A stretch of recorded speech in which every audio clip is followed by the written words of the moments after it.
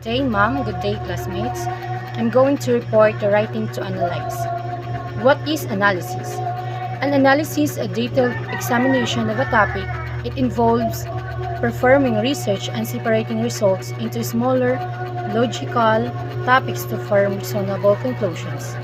It also represents specific arguments about the topic and supports that arguments with evidence. When we say analysis, it means that it is a whole examination of a topic. You need to examine to analyze to get a results or a conclusions. So, you can perform an analysis to find different solutions to a challenge in a variety of solutions. Why analysis is important?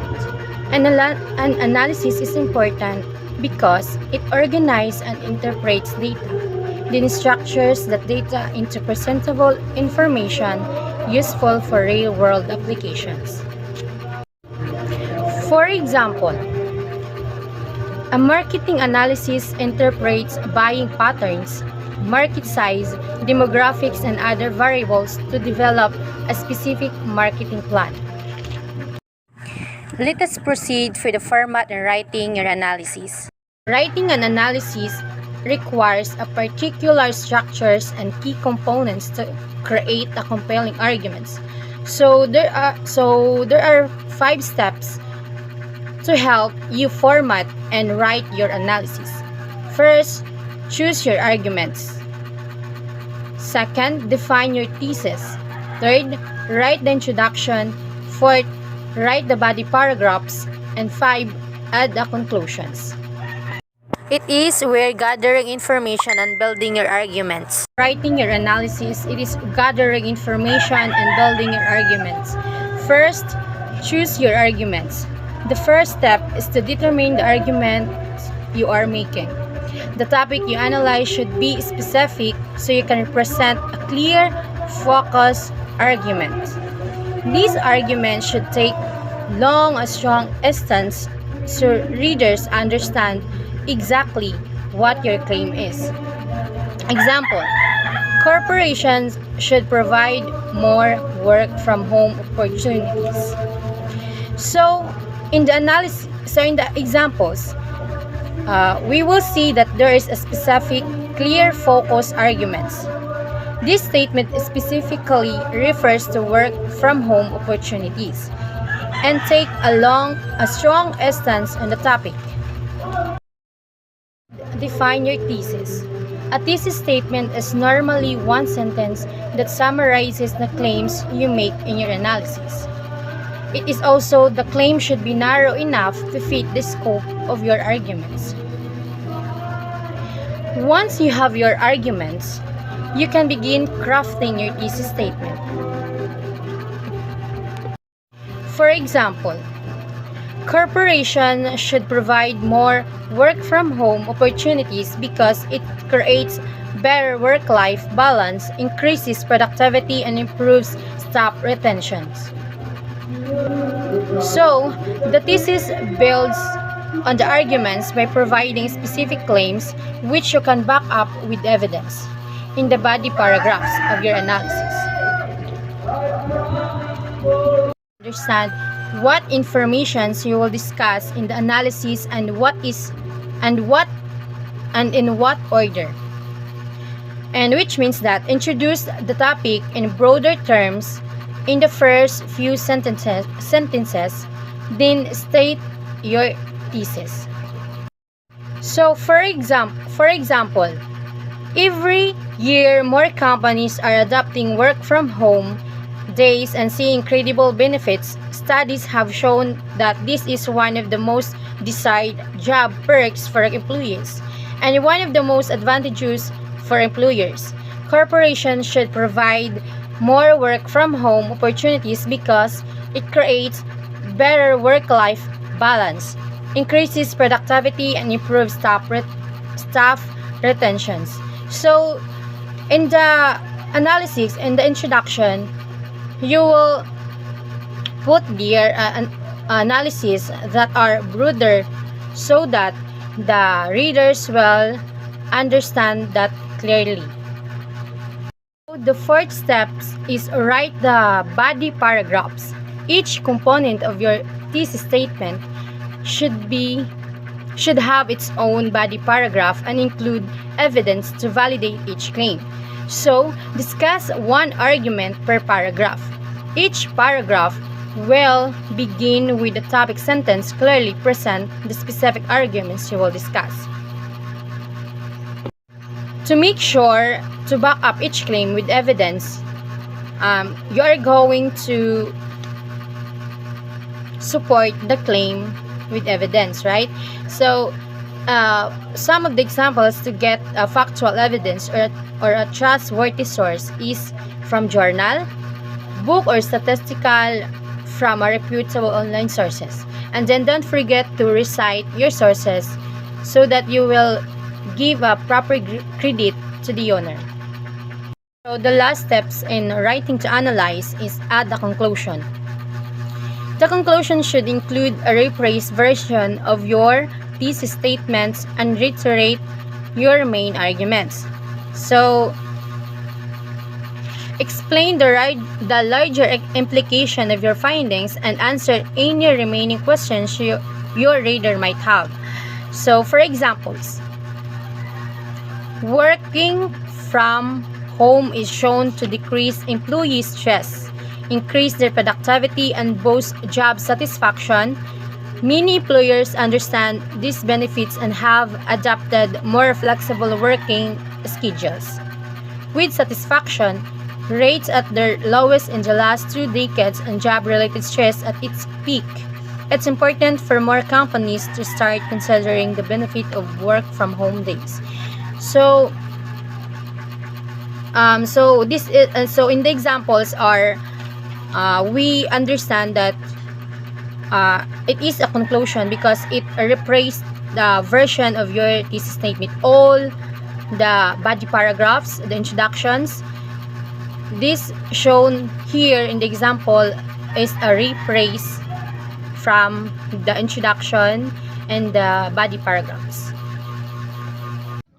The second format is organizing and drafting your analysis. Number 1. Write a brief thesis statement or topic sentence. Most analyses begin with a brief summary of the main points that the analysis will make. Writing your thesis first will help you stay focused as you plan out and draft the rest of your analysis. So in 1 or 2 sentences, summarize the major arguments you will be making. Be sure to include the name of the author of the documents you are analyzing. Number 2. Create an outline for your analysis. Building on your thesis and the arguments you sketch out while doing your close read of the document, create an outline. Make sure to include the main arguments you would like to make as well as the evidence you will use to support each argument. For example, your outline might follow the basic structure. 3. Draft an introductory paragraph. Your introductory paragraph should provide basic background information about the document you are analyzing, as well as your thesis or topic sentence. You don't need to provide a detailed summary of the document, but do provide enough information that your audience will have a basic understanding of what you are talking about. 4. Use the body of the essay to present your main arguments. Following the guidance of your outline, flesh out the major arguments you would like to make. Depending on the length and complexity of your analysis, you might devote 1 or more paragraphs to each argument. Each paragraph should contain a topic sentence summarizing what is it about, along with 2 or more sentences expanding on and supporting the topic sentence. Make sure to include specific examples and evidence to support each argument. Number 5. Compose a conclusion that sums up your analysis. In your concluding paragraph, summarize the main ideas and arguments that you made in your analysis. Try to avoid simply restating your thesis. However, instead, you might end with 1 or 2 sentences discussing further work that might be done based on your analysis, or look for a way to tie your conclusion in the opening of the essay. Number 6. Avoid presenting your personal opinion on the document. An analytical essay is supposed to present arguments based on clear evidence and examples. Don't focus on your opinion or subjective reactions to the document. The third format is polishing your analysis. 1. Check that the organization of your analysis makes sense. Once you've drafted your analysis, read it over and make sure that it flows in a logical way. Make sure that there are clear transitions between your ideas and that the order in which you present your ideas makes sense. Number 2. Look for areas where you might clarify your writing or add details. When you're writing an analysis, it's easy to accidentally leave out details that might make your arguments clearer.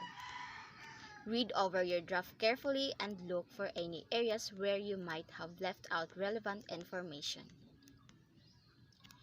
3. Cut out any irrelevant passages. Check your essay for tangents or extraneous details that don't support the main focus of your analysis. Remove any sentences or passages that aren't directly relevant to what you're trying to say. 4. Proofread your writing and fix any errors. Once you've spotted any major organizational issues, go over your analysis carefully. Look for any problems with spelling, grammar, or punctuation, and correct them. This is also a good time to make sure that all of your citations are correctly formatted. You may find it helpful to have someone else go over your essay and look for any mistakes you might have missed. In more general terms, you offer your overall judgment of arguments about the whole or a portion of the article's quality as your main idea or thesis. You then group and organize the parts that you are analyzing.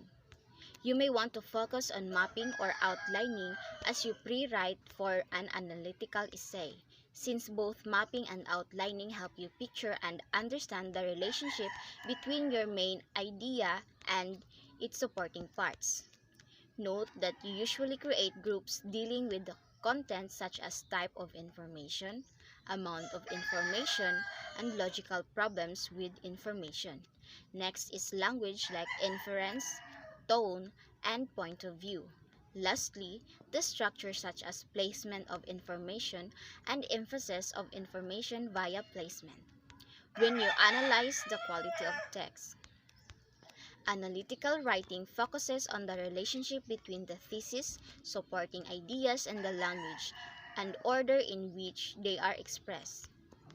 A reader should be able to analyze any piece of college writing that you do, apply the analytical reading questions and process, and hopefully determine that your ideas and information are logically valid and of good quality. Okay, good day everyone. So our topic is all about writing to propose solutions. So when we hear the word solution, meaning that there's a problem that needs to be addressed. So there are two types of proposal, the practical proposal and the policy proposal. So proposal focuses on local, practical problems, meaning practical proposals involve an action to solve some kind of local or immediate problem. Halimbawa, dito sa isang klase, for example, there is the occurrence of a problem. So if you're going to propose a solution to this, yung proposal na ipopropose mo ay tatawaging practical proposal. Bakit? Kasi there's an immediate problem lamang siya, and there is a specific audience, a target specific audience, at yun yung mga students who enrolled in that particular class. And on other hand, the policy proposal is what? Meaning, in contrast, put forth broad plans of action to solve major social, economic, and environmental problems of general concern.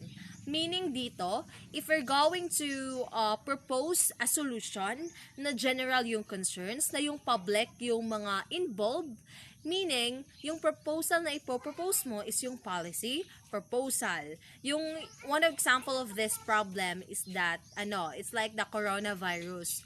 Kung magpropose ka ng solution to that problem, yung proposal na gagawin mo is policy proposal. So next is exploring proposal writing. So the following are questions that will help you assess your thinking process.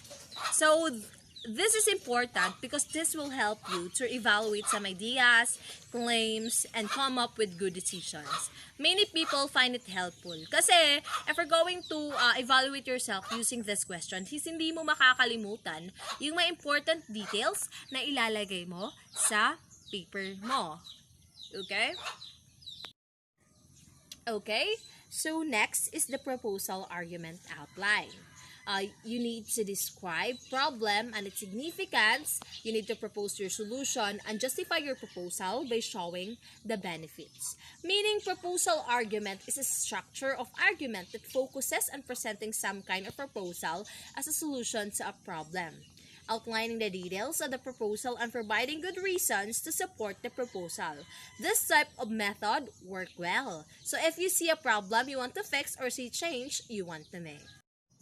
So next is understanding the proposal writing. So all proposal writing have one thing in common.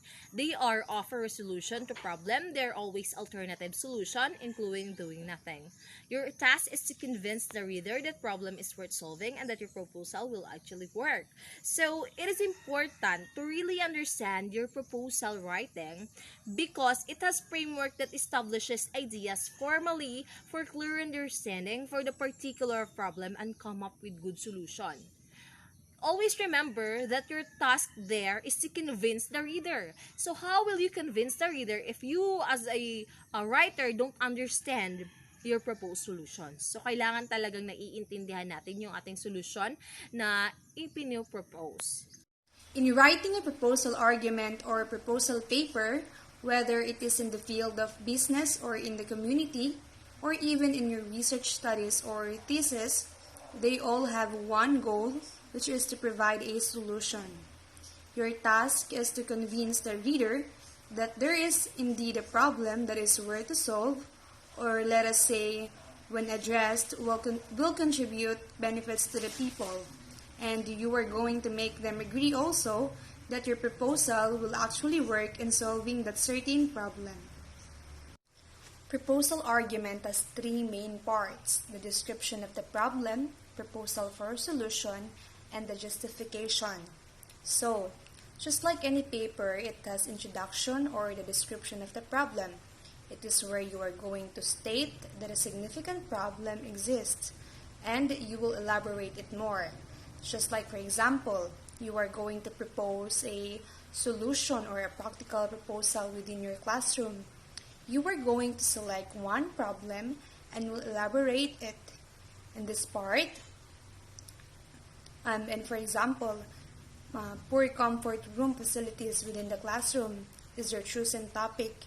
So, first, you have to state it clear using words that are easy to understand, and of course, you have to make it believable for your readers, because sometimes exaggerating it will make the paper ineffective.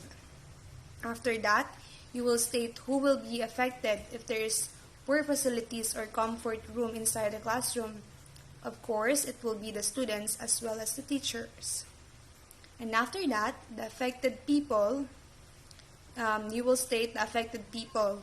You will be stating why does the problem exist, or what is the cause of that problem. In my example, lack of financial support could be one of the reasons. So you could also include the reason why does the problem was not solved before. Okay, way back to my example, I could state that it is because no one dared to stand or no one there to lead the construction of the comfort rooms. So in this part, you also have to include the negative consequences of the problem if ever it is not solved. Just like in my example again, if there is no proper comfort room inside a classroom, the flow of the classes might be interrupted. So let's come to the second part of the proposal argument, the proposal for a solution. Now, it will be the highlight of your paper because it is where you will be stating what solutions you have come up with. First, you will describe your solution or what are the things do you consider can address the problem. You will be stating and enumerate it. After that, you will show furthermore on how your ideas will work to fully solve the problem. For instance, with my previous example, I could suggest for the homeroom PTA to make the comfort room as a project for the school year. And after that, I will elaborate how it will be working. Through compulsory amount, the students will contribute to the construction of the comfort room. The third part of your proposal argument is the justification. From the word justify, you will now state your final words or good reasons to convince the reader that your proposal is in need to be approved and be enacted. Of course, to cut the presence of so much possible alternatives, you have to state also the strength of your solution over the other alternatives and point out how other alternatives are not able or not effective to solve the problem. In short, in this part, you have to make sure to use your good reasoning so that your readers will not consider other options and alternate with yours. Since the justification section in a proposal argument is one of the very important part, let us take a look with the 3 stages approaches that are being used to justify. This includes the principles, consequences, and the precedent or the analogy. First is the principles. You can use this to persuade your reader in the justification section. This argues what action should or should not be taken based on some of value assumptions, principles, or beliefs. Because a lot of people, especially here in the country, are particular with ethics and principles, you also have to do great in developing the stage. And even if you are really eager to convince your readers, make sure also that what you included in the principles are accurate.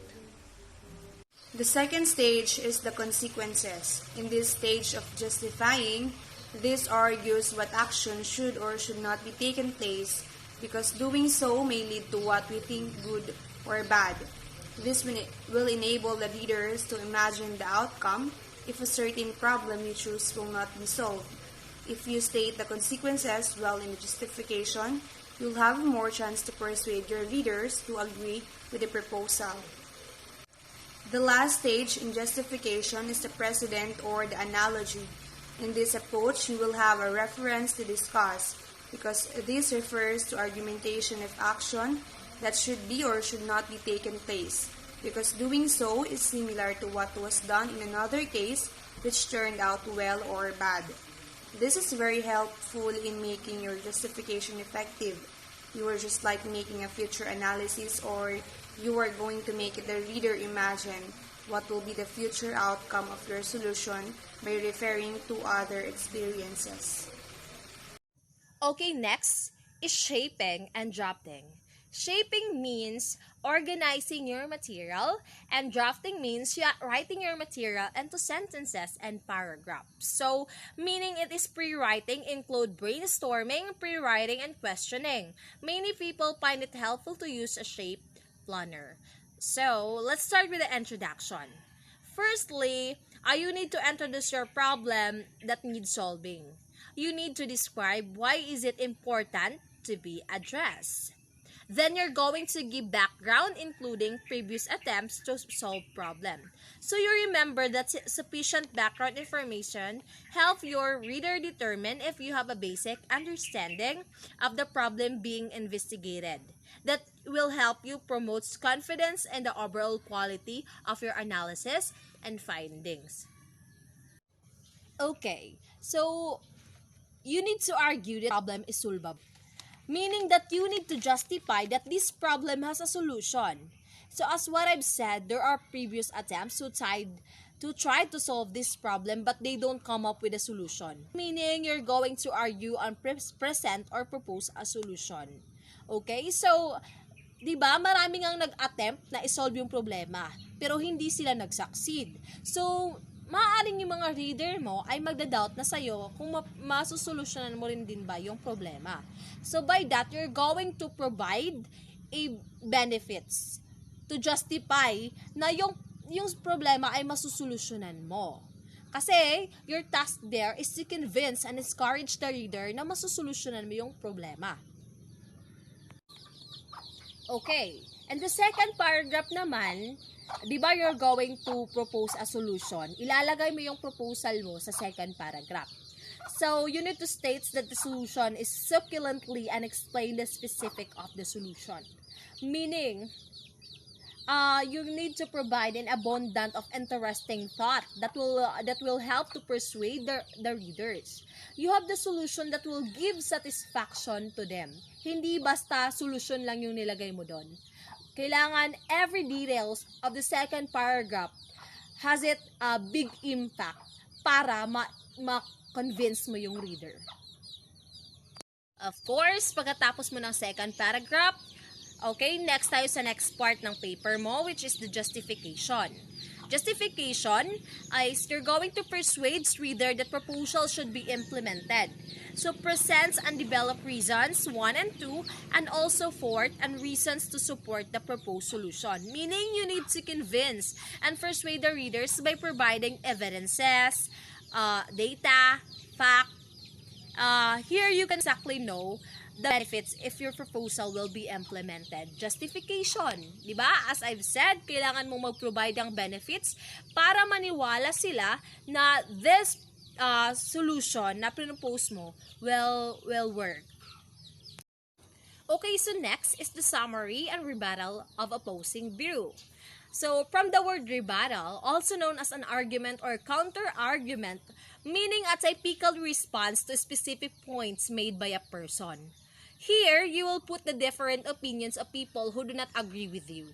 Because not everyone agrees with you. There are really those who oppose it. Diba? So in this way, this is your chance to present your opinions on a situation using research and critical thinking to address. Kasi in this way, mas makatotohanan yung pinopose mong solution. Kasi meron naman talagang mag-o-oppose sa ipinopose mo. Yan yung real life, di ba? May mga tao talagang may sasabihin. So, by that, it's your chance to provide a facts and data or using critical thinking na mag-work talaga yung pinopose mong solution. Okay, so for example, dito sa summary of rebuttal opposing view, halimbawa yung problem na disposing of garbage. So, in disposing of garbage, the possible solution is proper waste disposal. And there are typically, people who will say that hindi mag-work yan. Oo, kami, pina-follow namin yung proper waste disposal, pero yung kapitbahay namin hindi naman nila ginagawa, so hindi pa rin siya mag-work. So by that, you're going to present evidence that can persuade them, 'di ba? That will help you to convince your reader. Okay, so the last part of the paper is the conclusion. So the first one is introduction, the second one is proposed solution, the third one is justification, the fourth one is summary and rebuttal opposing view, and the last part is the conclusion. So you're going to ask the reader to act. Meaning, you need to tell the readers to take action. You'll challenge them to set with your idea and apply what you've said to their own situation. So by that, in that way, you can see if your writing to propose solution is really effective. If the reader will apply it in their own real life setting. So that's the end of our slides. So if you have questions, clarifications, constructions, additions, feel free to ask the reporters. So if you don't have any question at all, thank you for listening and have a great day ahead.